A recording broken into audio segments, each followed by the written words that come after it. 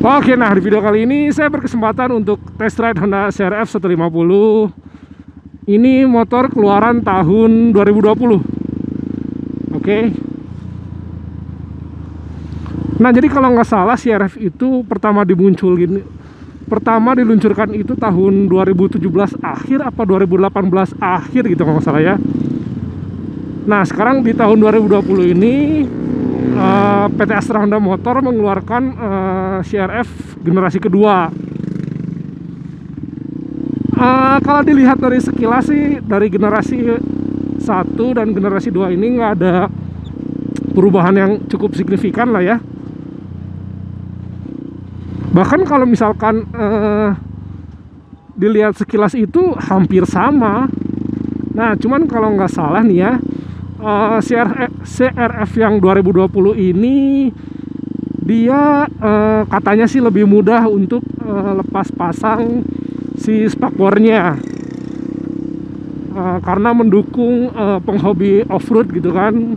Kalau misalkan mau terabas-terabas, nah sering bongkar pasang spakbor belakang sama lampu remnya itu lebih mudah gitu kalau untuk CR-V yang 2020. Nah, ini CR-V 2020 ini baru keluar bulan Maret kalau nggak salah. Dan sama ownernya ini udah lumayan banyak juga sih yang dimodif. Nih, bisa teman-teman lihat.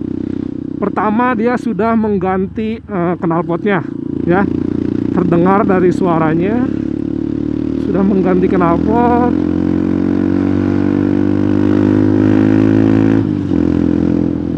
Terus, oh ya nih bannya nih sudah diganti ala-ala supermoto gitu ya.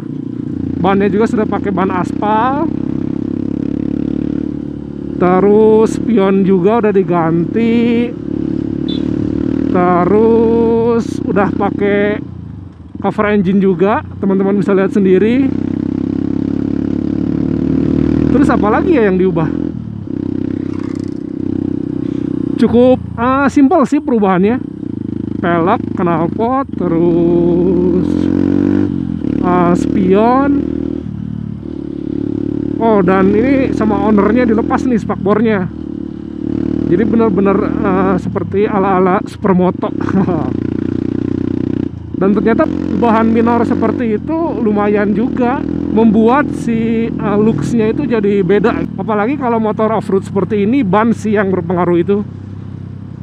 Tampilannya beda banget antara menggunakan ban pacul dengan ban aspal seperti ini gitu. Nah, apalagi ini ban ukuran belakangnya cukup lebar juga, 130/70 kalau nggak salah. Memang ketika diganti dengan ban model supermoto seperti ini, motornya yang asalnya tinggi jadi agak lebih pendek gitu dibandingkan dengan yang orisinilnya gitu.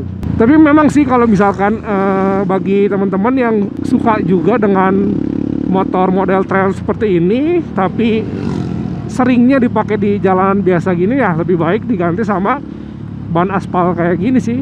Karena saya pernah nyoba juga motor ini ketika belum ganti ban, masih pakai ban paculnya itu lumayan licin sih, kurang stabil gitu kan kalau di aspal. Nah ini ketika menggunakan ban aspal jadi lebih enak gitu. Nah, sekedar informasi, CR-V ini harganya itu sekitar 33 juta, udah on the road itu. Dengan 33 juta teman-teman sudah mendapatkan motor kece dengan model trail ya. Nah, motor ini juga punya tenaga sekitar 12,75 horsepower dan torsinya tuh di 12,43 pada RPM 6.500 kalau nggak salah. Dengan tenaga segitu ya lumayan sih. Cuman ketika saya mencoba motor ini, memang enaknya itu adalah di tarikan bawahnya. Ya karena emang motor trail kan didesain untuk spontanitas kan, karena suka dipakai nanjak gitu kan. Nah makanya settingannya itu adalah emang biar enak di putaran bawah gitu. Jadi kayak 0 ke 60 itu enak banget gitu tenaganya isi. Nah cuman ketika di atas itu udah bisa dibilang apa ya, stagnan gitu, tenaganya tuh udah nggak begitu besar lagi. Tapi kalau untuk melibas jalan pegunungan seperti ini cukup enak sih. Sekedar informasi nih ke teman-teman yang mungkin kepikiran untuk membeli motor CRF atau motor bergenre trail lainnya. Motor kayak gini tuh kurang nyaman ketika dipakai lama, terus dipakai boncengan. Pokoknya kurang nyaman lah. Jadi biasanya sih ya, mungkin yang punya motor trail seperti ini itu adalah yang hobi naik gunung gitu. Jadi dia punya motor untuk digunakan sehari-hari, dan motor trail ini emang bener-bener dipakai untuk off-road gitu.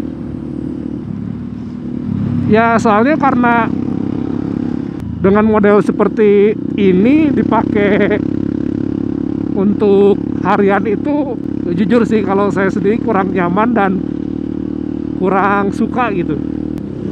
Tapi kalau untuk dipakai off-road, wah itu mantep banget sih. Nah jadi berhubung ini tuh motor punya adik saya sendiri, mungkin lain kali saya bisa pinjam untuk bermain off-road ya, terabas-terabas gitu. Nah kalau udah bannya supermoto gini sih, kalau misalkan mau off-road tinggal ganti aja. Jadi bisa bongkar pasang si bannya bersama pelek-peleknya juga.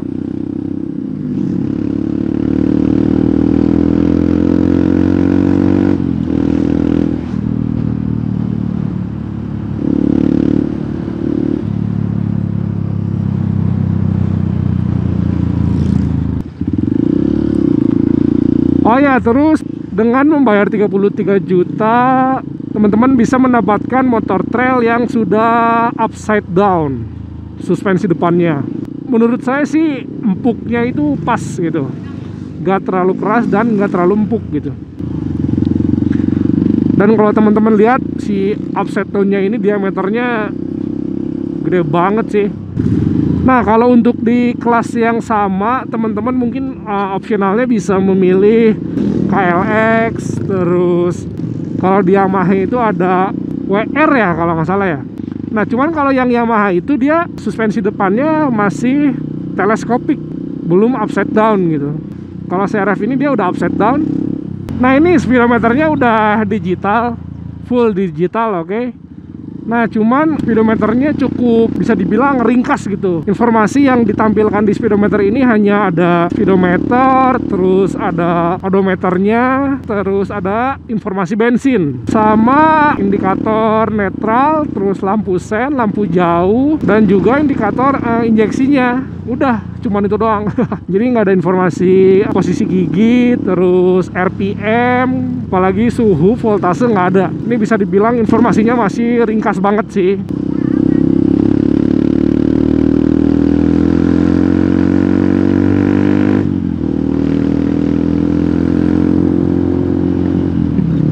Speedometernya itu modelnya kayaknya sama deh sama Honda apa ya, Verza. Jadi kecil, ringkas, terus udah full digital.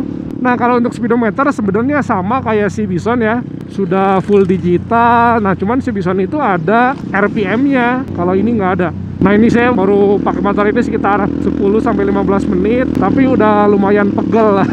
Karena jok motornya itu kecil banget, sempit gitu. Emang bener-bener motor ini tuh emang buat yang hobi aja sih, yang beneran suka sama motor trail gitu. Oh ya, nah motor ini juga sudah double disc, yang artinya adalah sudah cakram depan belakang. Terus ada starter, ada kickstarter, sudah injeksi tentunya. Karena motor-motor Honda keluaran terbaru itu rata-rata sudah, atau bisa dibilang hampir semuanya sudah injeksi ya. Oh ya, terus motor ini diklaim bisa menempuh sebanyak 39 km cuman dengan 1 liter. Jadi konsumsi bensin motor ini tuh 1:39. Lumayan irit juga ya. Terus apalagi ya, motor ini cukup tinggi, bisa dibilang tinggi banget sih. Bahkan adik saya itu tingginya sekitar 178an lah. Dia masih sedikit jinjit. Nah namun saya tingginya 180, bisa napak sempurna nih di motor ini. karena beban tubuhnya lebih berat. Jadi begitu naik si shock breakernya amblas. Nah, jadi untuk teman-teman yang mau beli motor ini, pertimbangkan juga ketinggian motor ini. Oh ya, untuk part modifikasi motor CRF 150 ini cukup banyak, jadi tenang aja. Kalau sekilas sih banyak variasi itu di kayak cover engine, terus cover rangkanya juga. Nah, mungkin dengan tampilan seperti ini bisa menginspirasi teman-teman semua untuk melakukan modifikasi khususnya motor bergenre off-road seperti ini ya. Nah, itu si Bison tuh. Nah, jadi dan saya tukeran motor sama adik saya.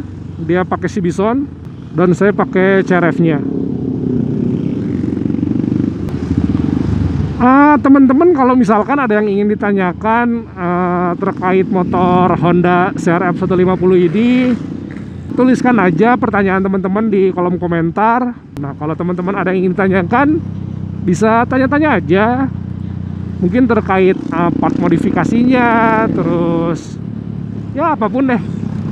Teman-teman tinggal komen aja di kolom komentar, oke? Oke, nah mungkin cukup sekian video kali ini. Makasih untuk teman-teman semua yang udah sering nonton channel M Fikri Motovlog. Makasih banyak. Kalau ada yang ingin ditanyakan, jangan lupa komen di kolom komentar. Terus kalau suka video ini, jangan lupa untuk like, share ke teman-teman semua. And see you di video selanjutnya. Bye-bye.